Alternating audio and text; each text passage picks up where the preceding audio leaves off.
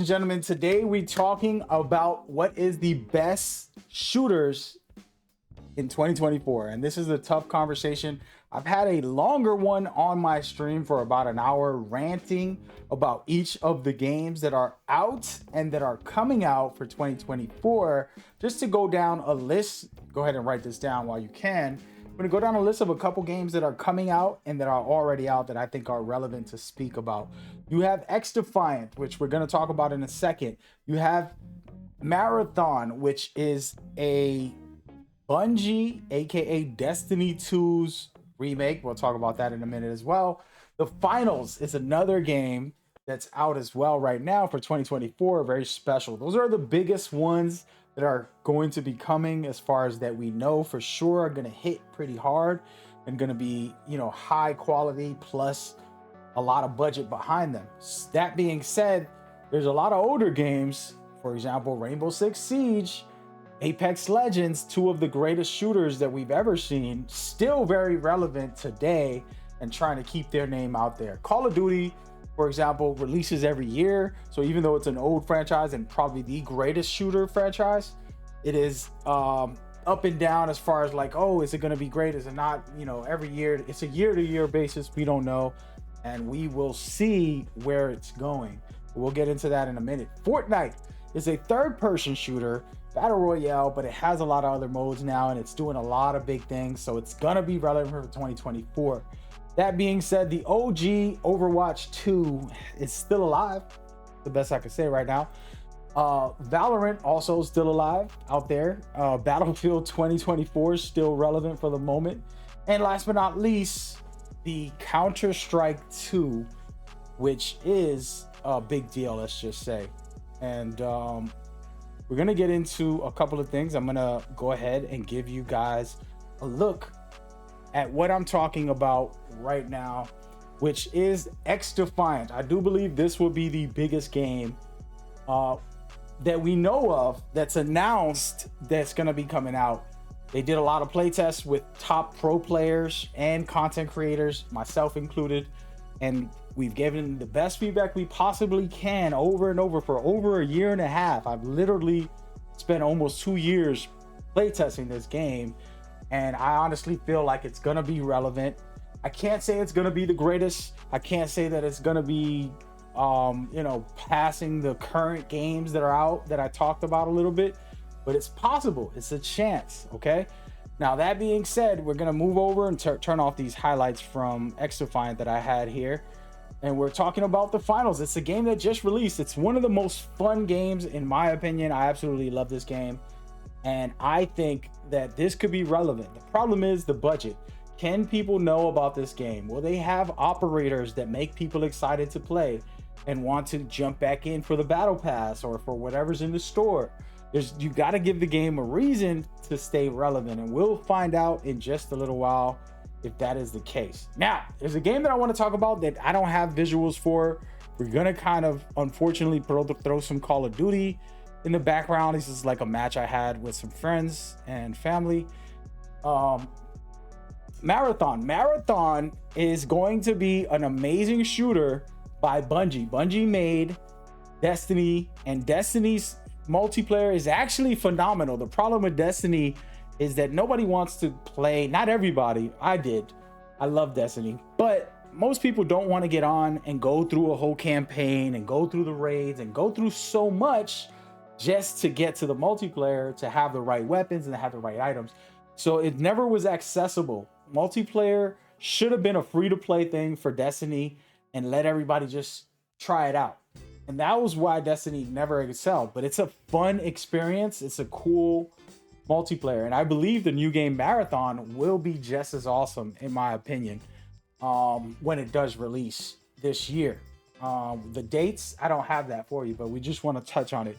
Now, speaking of that, I did want to talk about Call of Duty. We're watching some footage in the background. I've been playing Call of Duty for the past month, and this is the new iteration, Modern Warfare 3, and the new Warzone 2.0, 2.3, whatever you want to call it. They've been working on it. They've been trying to make changes. They've been trying to adjust from what happened in the last year. They addressed that it hasn't been good with some of the stuff they did. For example, the guns and the recoils, from the previous iteration was a little bit exaggerated compared to now, where they're a little more reasonable. And so they're working on the game. And Call of Duty is the biggest franchise in the history of all gaming. And the problem that I have is that they spend possibly almost $1 billion. I know that's exaggerating, but well over $500 million. I've looked up the numbers of how much production costs and then how much they spend on marketing, and it's way over 500 million. And maybe somebody correct me if I'm wrong. Go look it up for yourself and let me know. But these guys should be the number one every year because they get the most money. They're the most popular, the most well-known, but that isn't always a factor.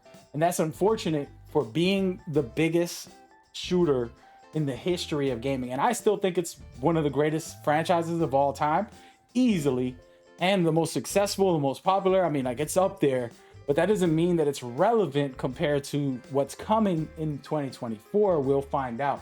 That being said, I'm going to humbly give the credit where it's due to a game that I've ignored lately, and I felt like, hey, I'm not interested in this game and I don't want to play it as much. And it's not a hateful thing, but yes, Fortnite. Fortnite has become an expansive game with so much more that I am still grasping it. All right, I spent some time today and for the past couple times that they've been putting out all this new content, basically things like the Legos, things like the rocket racing, and now with all the customizations, you can create your own modes. If you guys know what Roblox is, they basically have Roblox in here. All right, so you have all the actual developer game modes in here: regular battle royale without building, you have ranked without building, you have all of these creative modes and all this cool stuff. Then you have the player created stuff where players are doing one-on-ones. They have their own ranked one-on-ones. They have their challenges. They have 2D modes and so much more, making this shooter, even though I don't consider it the best competitive experience, it's a fun experience for anybody that wants to enjoy that type of play. Hey, more power to you. Go for it. Enjoy. All right. So those are kind of some of the most relevant current games. But I will say my opinion is very simple, very straightforward. Apex Legends is still the greatest shooter out right now in today's day. If we talk about what is the best shooter, this game still has the best gunplay, has the best movement, has the best level design, has the best balance competitively, and you can have a lot of fun in here and do some wild things and enjoy. The problem with Apex Legends, and I hate to say this and I hope the developers don't take it offensive, it's old. It's 5 years old. In February 4th, I'm recording this on the 7th of January. In less than a month, it is 5 years old. There's no reason I should be saying Apex Legends is the best shooter that's out there right now. Okay, now my favorite shooter is Metal Gear Online, and it's not the best shooter out there right now. It's not the best shooter, period. Okay, I'm realistic about my opinions and what I feel and what I think, and then I go with unbiased opinion. And the unbiased opinion is Apex Legends is the best, unfortunately, because it's 5 years old. There's no way no other game, all the ones that I listed and the future ones that are coming out, cannot top this. Please do us the favor. And that's not saying nothing bad about Apex. I still enjoy it, and I probably will still enjoy it when it does release, but this is not okay. And another perfect example of that, when we're talking about best shooters, Rainbow Six Siege is the best tactical shooter. It's not the best regular general shooter, but the best tactical one. Being 9 years old is disrespectful to other shooters. There's a lot of good ones, but they don't compare to Rainbow Six Siege. And I talk a little loud and get a little bit frustrated here, but luckily my mic has balancing. It doesn't let me scream on the mic, so I always sound calm. Absolutely love that. But the point is, this is ridiculous. Ridiculous.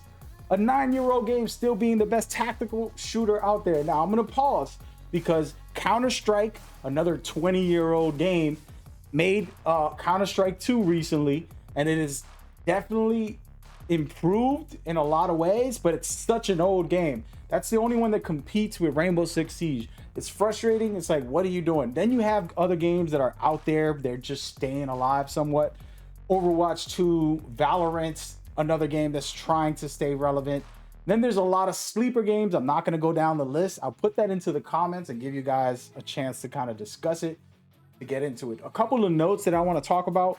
An extraction shooter that's still buzzing, Escape from Tarkov. That game is still very relevant. And a game that I want to try to throw out there is Titanfall. I believe that the developers realize they need to do something, and this year they will. Stealth drop something, in my opinion. I'm saying it right now on this video as I record while I'm live streaming, so you should come over to the live streams and hear me rant about all this. And that is the point. And now my opinions are based off of a checklist. The fun factor, which one of these games are fun? Which one of these games get you excited, get you out of bed, and make you really enjoy the experience? Which one of these games has the competitive, balanced experience that you deserve when you're competing? Which one, for example, netcode, weapon balance, all of those good stuff. Then the player experience, aka how well balanced overall in general. Things like movement, things like level design, and so much more are a bigger factor. Those are the top 3 that I kind of decide what these games are, and that's where my tier list is. And this is my video breakdown on 2024. I do have the full list, so you can look up each of the other games that I wanted to talk about. There's some really cool indie ones. There's some really cool big ones that are going to be coming out. I don't know what year, so I didn't want to put them in this video, but I did want to record this and show you guys my passionate opinion. But you will be seeing me playing a lot of these throughout the year. And come through to the live streams to check me out ranting, talking crazy on these videos. Thank you all for tuning in. Go ahead and watch the next one. Peace.